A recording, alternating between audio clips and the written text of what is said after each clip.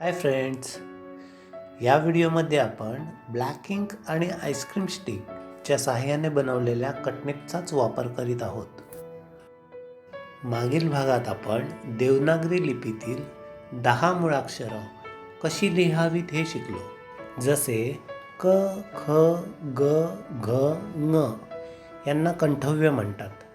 त्यांचा उच्चार करताना तो कंठातून म्हणजेच घशातून केला जातो. च, छ, ज, झ, य या अक्षरांचा उच्चार जिभेने टाळूला स्पर्श करून होतो. आपल्या आजच्या व्हिडिओमध्ये पुढील 10 मुळाक्षरं कशी लिहावीत हे पाहू.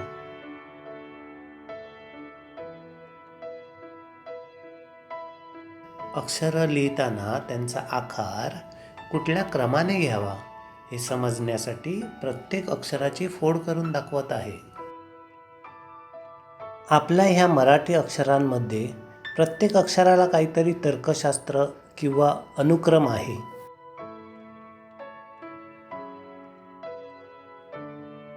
आज जे आपण ट, ठ, ड, ढ, ण शिकतो आहोत त्याला मूर्धन्य म्हणतात.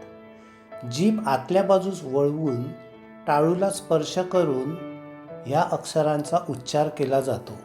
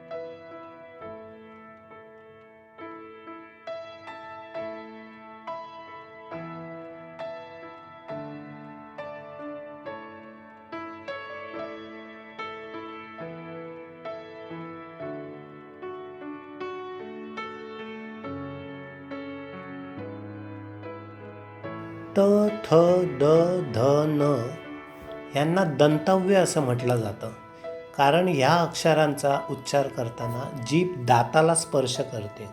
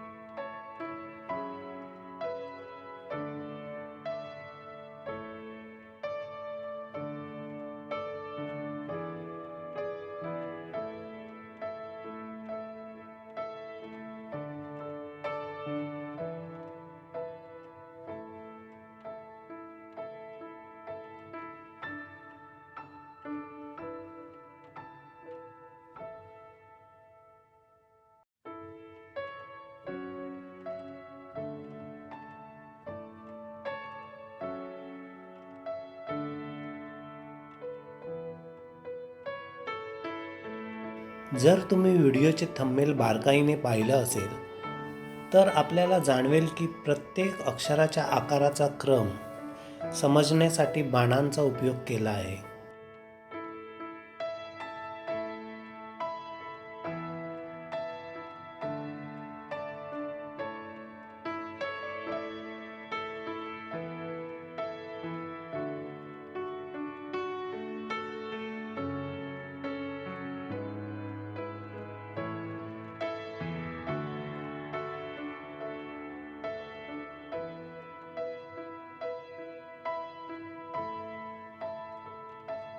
आशा करतो की आजच्या व्हिडिओमध्ये दाखवलेली कॅलिग्राफी तुम्हा सर्वांना नक्कीच शिकण्यासाठी उपयुक्त होईल.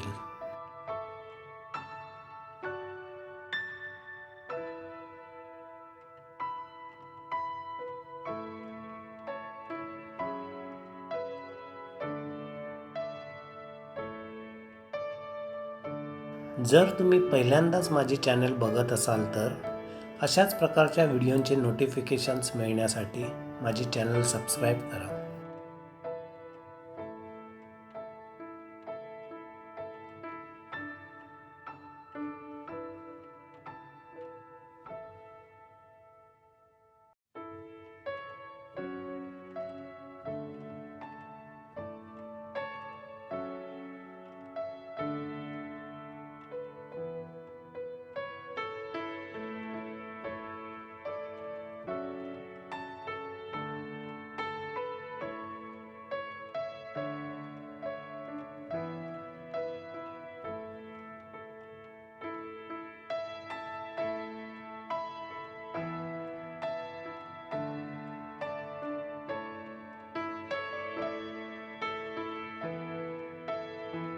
मी पुन्हा हेच सांगेन की नियमित सरावानेच अक्षरांचं योग्य वळण आपल्याला जमू शकेल.